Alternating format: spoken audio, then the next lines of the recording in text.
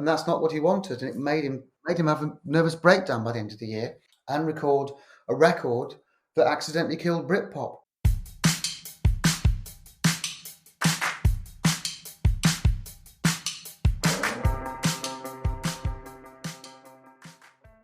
Hello, and welcome to another new episode of Live Through That. I'm your host, Mike Hipple, and on this podcast, we'll dig deeper into a pivotal moment into the lives of some of my favorite artists from the 80s and 90s.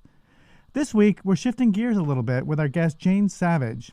Yes, there was a time when she was in a band called the Kill Devil Hills, but ultimately she started a PR company called Savidge and Best, which promoted a slew of the biggest British bands of the 90s, including Suede, Pulp, Elastica, and so many others. There's even a legend that Jane coined the phrase Britpop.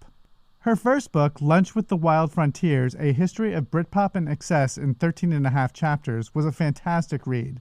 Her second book, Here They Come With Their Makeup On, Suede, Coming Up and More Adventures Beyond the Wild Frontiers, was released in 2022, and her third book on Pulp's This Is Hardcore will be released on March 7th.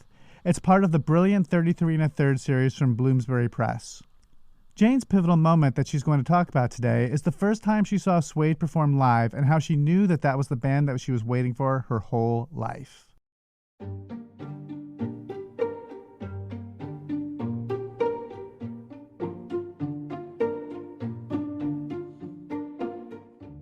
We just started a PR company at that point, maybe about a year through it or something. And so I was seeing lots of new bands in pubs. So I saw Curve playing to nobody. And I saw Verve playing to 6 people. And I think I went along to the Falcon in early 92. But there were 3 gigs in the same sort of 2-month period. There was the New Cross venue, there was the Falcon, and the one I particularly remember was the Africa Centre, which was maybe April the 28th, 92. And I think I'd heard a 4-track cassette of this band called Suede, and I'd seen a letter that Brett had written to our office, which I thought had been written by a fan, but was actually written by Brett himself. And it was in this person seemed to know so much about this band. I thought, this is very strange. No one's heard of this band. And then, of course, it was signed Brett at the end. And it was just basically him explaining all the lyrics. So I went along to see the band. And by the time they played the Africa Centre, believe it or not, I think I'd fallen in love with the way Brett was addressing the audience, the way he was draping himself over the microphone, sort of the way he was androgynous, the way he didn't care about anything. And there was a song called Pantomime Horse that particularly leapt out at me, which was a lyric, have you ever tried it that way? It seemed to be so ambiguous. It could be talking about chocolate, anything, but you kind of knew what he was talking about. And then there was a lyric in the Drowners. We kissed in his room to a popular tune, and you wondered, well, who was he kissing in this room? Was he kissing a girl in the boyfriend's bedroom? It was a very ambiguous lyric, and I think all this stuff was swimming around these lyrics, and I'm very drawn to lyrics. Always have been. And when I saw Brett performing for those first 3 gigs at the start of 92, I think I was getting quite good at PR by that point. And I think I've been in a band, and I'd actually done my own band's PR, and that's how I got into it. And but I was kind of a shy band member, and I think from that point I kind of realised I could help make this band famous as if I was in the band. So from that moment onwards, I almost got up every day with my mission: how can I make Suede bigger tomorrow than they are today? The thing about Suede's lyrics were you could find them endlessly fascinating, and it's perfect for a journalist to write about because there was so much going on. And I think the press fell in love with him because of Brett's lyrics. Obviously, Bernard was incredible, and he was like a new Johnny Marr, guitarist, and he had some incredible sort of sounds going on. But I think journalists tend to write about lyrics rather than chords, and because of that, the press honed in on Brett really, which I don't think Bernard was particularly happy about. I think he thought the press were the enemy. They didn't know what they were talking about. They never wrote about the song, the real truth of the songs. They just wrote about, the glamour and the style. Bernard was not really bothered about stuff like that. It was about the music to Bernard. And of course, Brett's about the music, but I think Bernard got scared off by that. But I think from that point onwards, in early 92, I became obsessed. I was probably the best press officer anybody could have hoped for because everybody in our office was single. We were in our early 20s. We never went home. We stayed in the office till late every night. The bands came into our office and mixed with us. We were the same age. They'd rather go and stay with us or be with us in our office than go to their record companies, because we didn't have a financial interest in them, for one. We all loved what we did. And I think that's probably one of the reasons why, I mean, everybody in the office loves Suede. I think that's one of the reasons why I got 18 front covers before their first album came out, which was ludicrous in hindsight. Some people said they were overhyped, but it was just genuinely over enthusiasm on my part, and the fact that they were brilliant. I had to stop her here. 18 magazine covers before their first record came out? How does that work? Well, the way it works, I suppose, I think I'd honed my craft by the point I came across Suede. I'd had a kind of a full dress rehearsal with a band called Curve, who may not mean anything anymore, but at the time I learned how you kind of guide people towards certain, I say, truths about a band. But for instance, Dean had been, one of the bass players in the Eurythmics, and Tony and Dean had been in a band called State of Play, who were kind of like a pop band signed to Virgin. Nobody knew that. State of Play were ignored by the media. So I just got these white labels and wrote Curve on them and nothing else, and sent them to the Melody Maker and the NME, so that no one knew anything about their history. And I think they got Single of the Week in both papers. And then it was too late to say, oh, God, we just realised it's this band called State of Play. And so I think I kind of learned you could do little tricks like that. And then I think I went to the first London show that they did at the Underworld in Camden, and it was queues around the block. You couldn't get in. And it was just the media or just the press that had made that happen. And I thought, wow, you can really have an effect if you get the NME and Melody Maker to fall in love with your band. At this stage, those two were the Bible. I mean, now, it's all over the internet. People check things out. Before there were at that point there were two sources really, the NME and the Melody Maker, for working out whether the band were any good. And so I think I learned then, and then subsequently, I think I'd already done the Pixies and the Cocteau Twins, so I knew how to. And Green on Red, I'd got covers for various bands I've been looking after before. So I think by the time I came to Suede, I knew what I was doing. But having said that, there was an element of luck, because Melody Maker put them on the front cover with the headline, The Best New Band in Britain. That was a fluke. Steve Sutherland took a chance on it. It was a rubbish composite cover with a bit of EMF on it as well. They didn't even have the gall to stick them right over the front cover. It was a kind of, oh dear, can we do this? But that made everybody go, oh really? Do I have to take notice of this? I've never heard anything about them. And our office got hundreds of phone calls the next few weeks because people wanted to listen to the demos. And then the demos were great, but even then, that cover was probably April 92, and I think 2 months later, they headlined one of the tents, or the Melody Maker tent, and you couldn't get in the tent. I don't know how many people fit in those things, 800 to 1,000 people, maybe less. There was queue, you couldn't hardly get in it, but I could still tell that most of the people at the back had folded their arms. They'd never heard a Suede song before, and they were waiting to be disappointed. That's what they were waiting. They were waiting to be disappointed by the best new band in Britain. That's why I sensed. And then after 20 minutes, the place was chaos. You couldn't get any. Everybody had completely been converted because they were so brilliant. When Savidge and Best took on a client, they believed in that client 100%. But still, isn't that a lot of pressure to have a headline like Best New Band in Britain out there before anybody's even heard of said band? That's never happened to me before. I've always done covers where it's never been a new band like that, where it's been so over the top. And I actually knew that they could stand up for it. So I probably was so arrogant at that point in my life, as you are when you're 24 or something, that I kind of thought, well, they're at least as good as this. Why haven't you said they're the best band in Britain? Why are you saying they're the best new band in Britain? Why hold back? I really thought they were good enough, So I wasn't scared at all. In those days, all I cared about, as I got up in the morning. It's a very sad existence, Mike. Getting up in the morning and just all you think about is your work. I loved my job, and that's quite rare, I think. That's why I say bands were very lucky to have Savidge and Best in those days, because we absolutely loved what we did. These days, Jane spends a lot of time writing books, including her newest one on Pulp's album This Is Hardcore for Bloomsbury's 33 1/3 series, which I absolutely adore.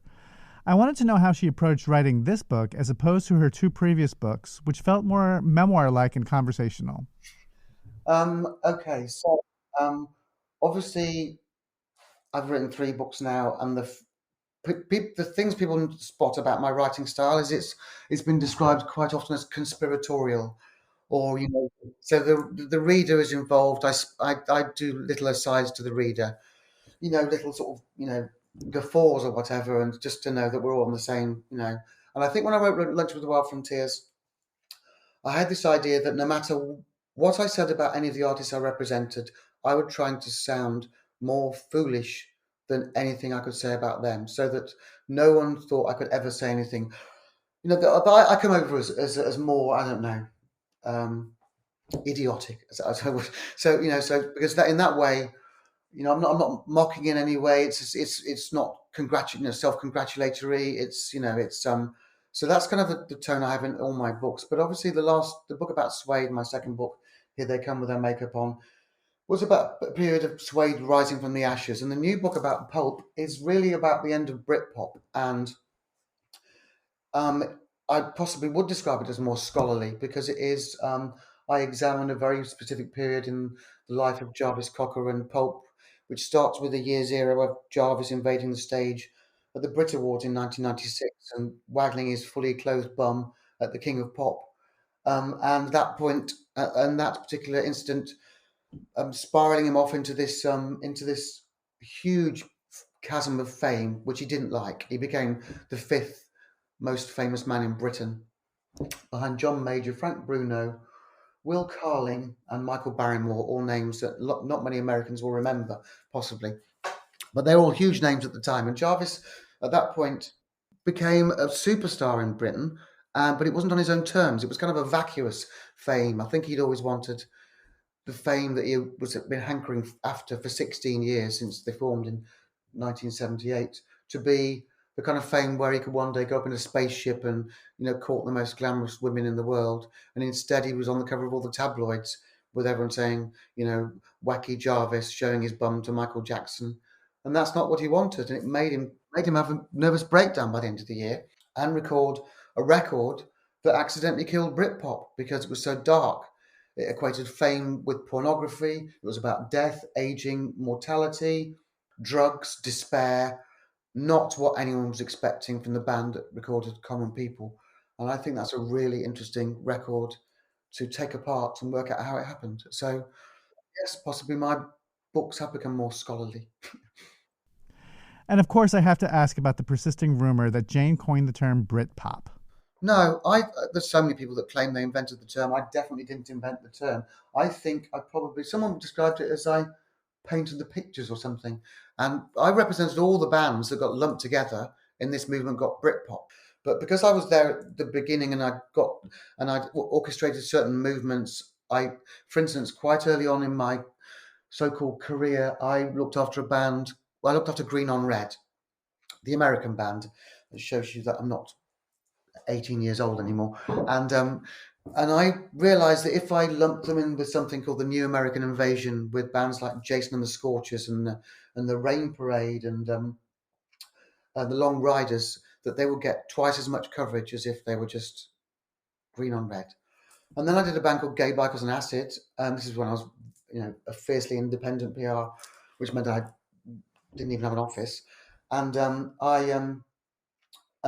did Gay Bikers and Acid, I realised if I lumped them in with a movement called the Grebo movement, with Pop Will Eat Itself and Crazy Head, they got twice as much coverage. So again, when I was doing Moose and Curve and Lush, I didn't stand in the way of people saying they're shoegazing bands. I herded them towards that movement in order that everybody wrote about this movement called shoegazing.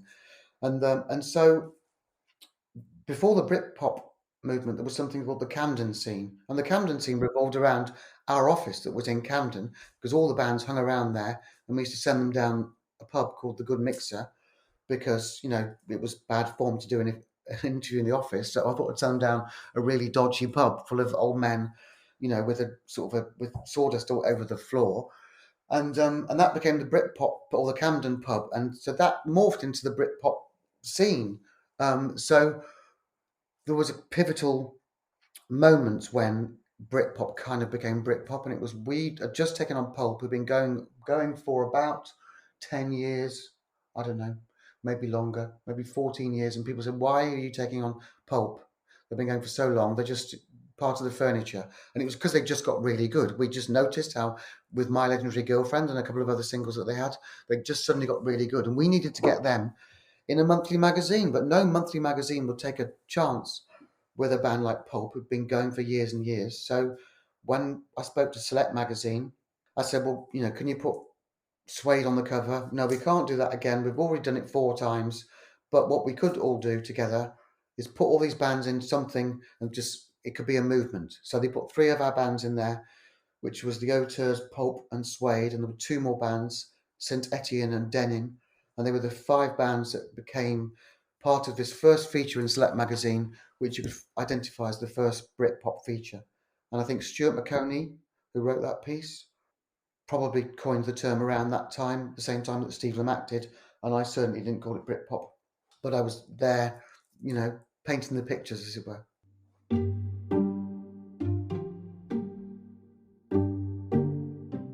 Now, no band wants to be herded into a movement of any description, because we are all individuals.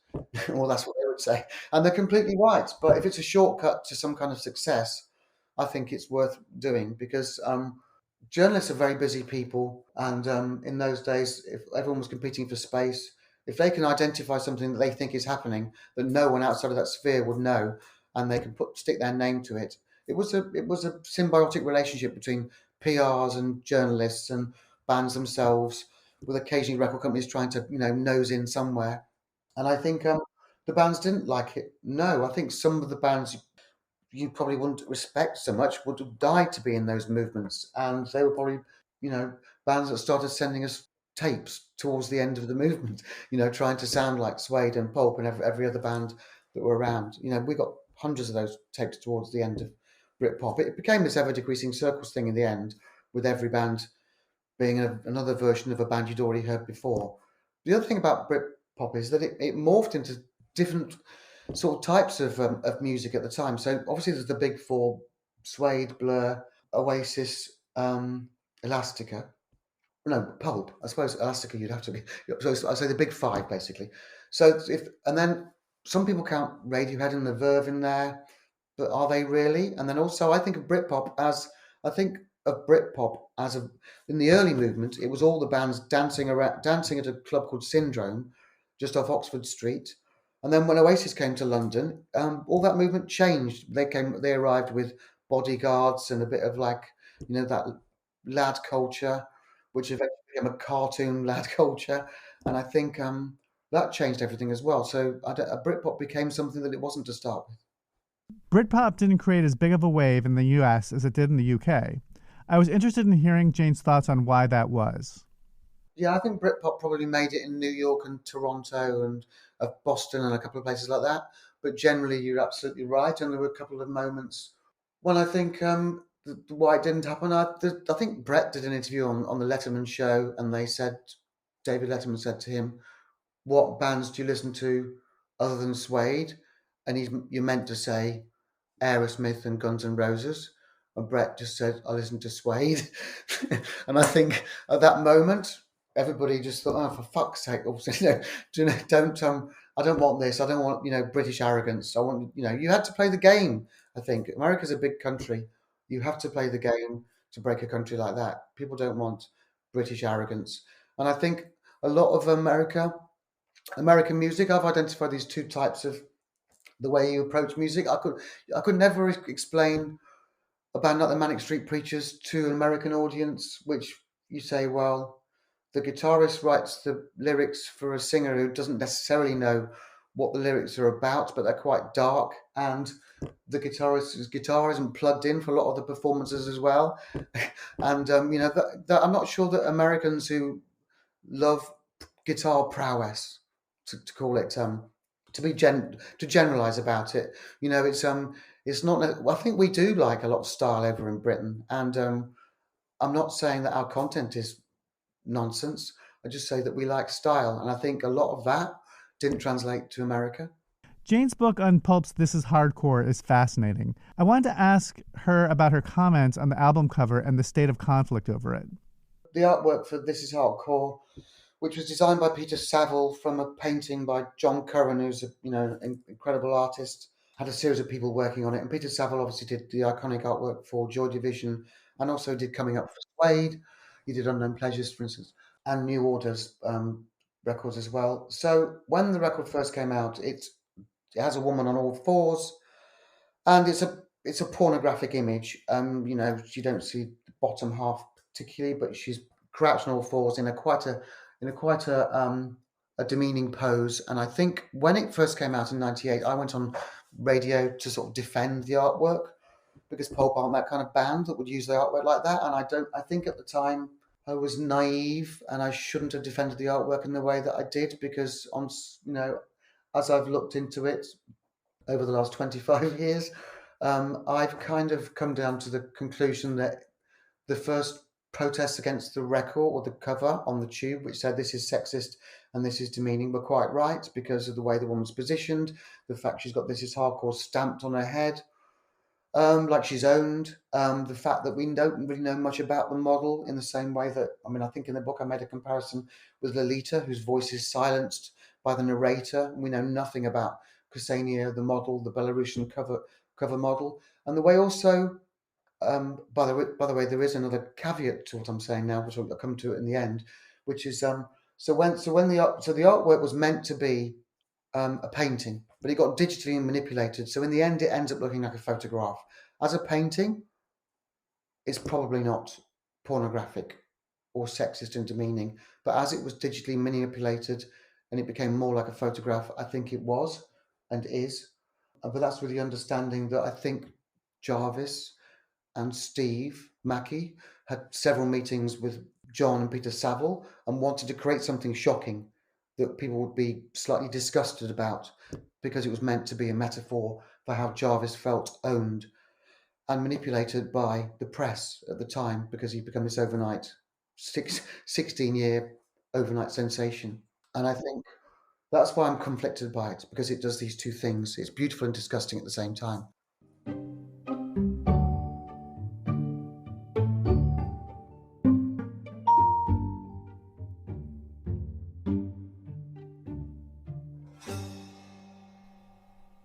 Jane is still excited about new music these days, but she's also excited about a show she's been producing now on the West End called Rehab the Musical. She's also in the midst of writing a cozy crime novel at the moment, and yes, don't think for a moment this is like Murder, She Wrote. Think retirement home for famous celebrities. And that's it for today's episode. Thank you so much to Jane for talking with me. Be sure to check out her Britpop trilogy, including her new book on Pulp, which will be out on March 7th. And a quick reminder that you can also buy my book on 80s musicians and where they are today, 80s Redux, and its sequel, Live Through That, on 90s artists, wherever you buy your books. And if you like this show, please leave a review where you're listening. It always helps others find us. And of course, subscribe so you'll know when the latest episode comes out. You can also follow me on Threads at Mike Hipple and Facebook at Mike Hipple Photo, all one word. Thanks for listening.